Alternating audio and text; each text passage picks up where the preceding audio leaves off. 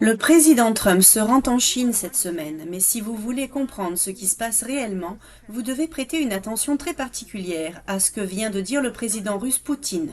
Nous avons commencé à travailler avec nos principaux partenaires et amis, notamment avec nos amis de la République populaire de Chine, d'Inde et de quelques autres pays, y compris l'administration américaine. Nous avons simplement présenté à nos amis, collègues et partenaires une image de ce que la situation pourrait devenir. Poutine faisait référence aux problèmes de sécurité liés au jour de la victoire.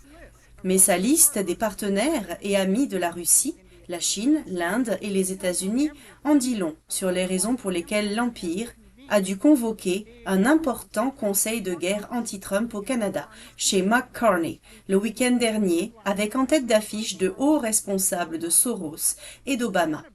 L'un d'eux, Patrick Gaspard, a déclaré ceci. « Je pense que le mot interrègne est parfait, sénateur, car la mort d'un roi est un moment choquant et traumatisant, n'est-ce pas? La mort de l'ancien modèle du monde est choquante et traumatisante. Que devons-nous tous faire, chacun à notre manière, pour nous préparer à cette période après l'interrègne? Voilà un homme qui a été à la fois directeur de campagne d'Obama et à la tête de la fondation Open Society de Soros, admettant que l'ancien modèle du monde est mort. Et lui et McCartney tentent de rassembler les forces pour un monde meilleur après Donald Trump. À ce moment-là, une grande partie de la sphère médiatique était concentrée sur cette réunion de Toronto. On trouve des photos d'Obama accueilli par Carney et des photos d'Alex Soros assistant à la conférence. La couverture médiatique est omniprésente. Mais ce qui leur échappe, c'est ceci. Carney, Obama et Soros n'agissent pas en position de force. Ils s'efforcent de trouver un plan de secours, tandis que Donald Trump et d'autres pays démontrent au monde que les nations souveraines peuvent vaincre les empires. Je suis Suzanne Kokinda et je sais depuis des décennies que les lignes de front ne sont pas celles qu'on vous a décrites.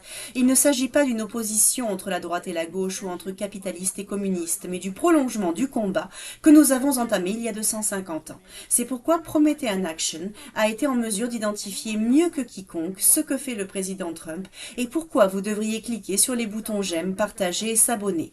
Voici donc ce que je vais aborder aujourd'hui. Tout d'abord, je vais vous emmener dans les coulisses à Toronto et vous expliquer en quoi consiste la doctrine Carney. Deuxièmement, je vais examiner la nouvelle configuration mondiale que la doctrine Carney tente d'empêcher. Et troisièmement, comment cela se déroulera aux États-Unis et quelles seront les conséquences pour les élections de mi-mandat. Ce week-end, les dirigeants de ce que l'on pourrait appeler la branche nord-américaine de l'Empire britannique se sont donc réunis à Toronto pour le sommet mondial d'action pour le progrès. Barack Obama est arrivé par avion vendredi. Il a prononcé un discours à huis clos lors du banquet de lancement. Mais le lendemain, tout le réseau Obama-Soros, à l'exception d'Obama lui-même, était présent à des séances de stratégie sous l'égide du Center for American Progress et de Canada 2020. Or, cela survient moins d'une semaine après que McCartney se soit adressé à plus de 40 nations européennes et anglophones au sujet de la nécessité de créer un nouvel ordre fondé sur des règles sans les États-Unis de Donald Trump. Le discours d'ouverture à Toronto a été prononcé par Neera Tanden. Elle dirige le Center for American Progress, un organisme qui a travaillé pour Clinton, Obama et Biden. Elle a été présentée comme la principale figure de l'opposition aux États-Unis. Et voici ce qu'elle a déclaré en tant que chef de l'opposition. Et au cours de l'année écoulée, le Premier ministre Carney a montré au monde qu'il existe une voie à suivre, qu'il est possible de s'opposer à l'autoritarisme, mais aussi de concrétiser le potentiel des politiques, des idées et des valeurs progressistes. Et dans cette salle, nous représentons 40 pays. Nous sommes pourtant confrontés à bon nombre des mêmes défis dans un contexte de crise croissante du coût de la vie et de montée du populisme et de l'autoritarisme de droite. Alors, quelle est cette nouvelle voie à suivre autour de laquelle il se rallie? Lors du sommet, le ministre des Affaires étrangères de McCartney l'a qualifiée de doctrine Carney et l'a décrite comme un pragmatisme de principe. En clair, cela signifie maintenir en place toutes les structures du mondialisme, le libre-échange, l'agenda vert, l'OTAN, l'immigration incontrôlée et les guerres sans fin. Mais il faut bien se rendre à l'évidence, de larges pans de la population en ont assez des politiques woke et insensées de l'extrême gauche radicale et de l'impact économique de ces politiques mondialistes. Alors, leur stratégie consiste plutôt à leur faire miroiter des mensonges et à faire semblant de se soucier de leur bien-être économique. Je pense que certains d'entre eux ont compris le message après la défaite cuisante de Keir Starmer en Grande-Bretagne la semaine dernière. Or, le visage américain de ce changement d'image lors de la conférence était la sénatrice Alyssa Slotkin du Michigan, qui appartient à cette catégorie particulière de démocrates issus de la CIA, et l'ancien secrétaire au transport de Biden, Pete Buttigieg. Tous deux sont préparés par les réseaux Obama-Soros en vue de la présidentielle de 2028. Slotkin reprend donc les propos de Carney en termes américains. Je pense que ce qui est très important, c'est que nous ne reviendrons jamais au monde tel qu'il était si l'ancien système ne fonctionne plus. Mais nous sommes dans cet interrègne, cette réorganisation. À quoi cela ressemblera-t-il lorsque nous sortirons du tunnel?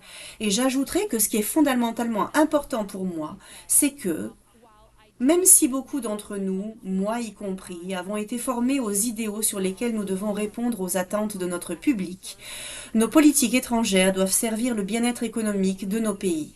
Et si les gens ne voient pas le lien entre notre engagement à l'étranger et ce que cela leur apporte chez eux, s'ils ne le comprennent pas, viscéralement, alors nous avons un problème. Ils admettent avoir un problème. Maintenant, regardez qui ne l'admet pas, regardez qui n'était pas au sommet. AOC, Hakeem Jeffries, Gavin Newsom et leurs semblables. Ce sont les lemmings qui continuent de courir vers le précipice du vieux récit. Le Center for American Progress se positionne comme la véritable opposition à Donald Trump et l'affirme haut et fort. Alors, qui est réellement aux commandes? Ils sont tous issus des réseaux Obama, Biden, Soros. Regardez Patrick Gaspard, l'homme que vous venez d'entendre qualifier la présidence de Trump d'interrègne. Il a été directeur politique national d'Obama en 2008. Il est ensuite devenu directeur du bureau des affaires politiques de la Maison-Blanche, puis Soros l'a personnellement choisi pour diriger les Open Society Foundations. Il travaille maintenant au CAP, où il anime ses sommets, et le CAP, Center for American Progress, est le siège opérationnel du Parti démocrate entre deux administrations. Il a été lancé par John Podesta, qui est ce qui se rapproche le plus, au sein de l'establishment démocrate, d'un directeur de cabinet permanent. Il a été chef de cabinet de Bill Clinton, conseiller d'Obama, directeur de campagne d'Hillary Clinton en 2016 et responsable des dépenses climatiques de Biden. Ainsi, la CAP s'est également internationalisée grâce à ses sommets mondiaux sur l'action pour le progrès. Le sommet précédent avait été inauguré par Tony Blair. En 2024, le sommet était intégré à la Convention nationale démocrate. Et en 2025, l'ensemble du monde anglophone s'est réuni pour le sommet, le Canada, la Grande-Bretagne et l'Australie, envoyant leur Premier ministre. Il s'agit donc d'une opération de coordination politique menée sur plusieurs années, avec des liens directs avec les réseaux d'Obama, les réseaux de Soros et les Britanniques via Tony Blair et divers autres premiers ministres. Et elle vient d'être introduite au Canada en vertu de la doctrine Carney. Maintenant, surveillez ce groupe car il est facile de rester concentré sur les extrémistes du Parti démocrate. Mais ce sont ces personnes qui sont préparées à diriger les plus hautes sphères de l'Empire. Et c'est précisément ce que fait Promethean Action. Nous allons au-delà des gros titres et des appâts à clics pour révéler les forces stratégiques de haut niveau et les forces historiques plus profondes qui sont à l'œuvre. Alors inscrivez-vous à notre newsletter gratuite. Restez en contact, le lien se trouve dans la description. Pendant que Carney et ses amis tentent de se réorganiser, le président Trump et ses partenaires mettent en œuvre une nouvelle carte stratégique du monde. Revenons aux propos de Poutine concernant ses amis et partenaires et à la situation entre les trois superpuissances. Le 9 mai, le président Poutine a annoncé un important accord pétrolier et gazier imminent avec la Chine. Puis, le 14 mai, le président Trump se rendra en Chine. Et il semblerait désormais que Poutine se rende en Chine très prochainement. Les néoconservateurs vont maintenant analyser cela selon les vieux schémas géopolitiques. Ils vont dire que la Russie et la Chine s'allient contre les États-Unis. Eh bien, ce n'est pas ainsi que Trump ou Poutine le voient. Poutine l'a clairement indiqué en décrivant ses amis et partenaires. Voici comment Donald Trump a décrit sa relation avec la Chine lors d'une interview hier. Mes relations avec le président Xi sont excellentes. Je ne connais pas les autres dirigeants, mais le président Xi est un homme bon, un homme intelligent. Il aime la Chine et j'ai hâte d'y être. Nous l'avons déjà fait une fois et c'était incroyable. Ça va être un voyage incroyable. Par ailleurs, je tiens à attirer votre attention sur le contexte des propos de Poutine concernant ses partenaires.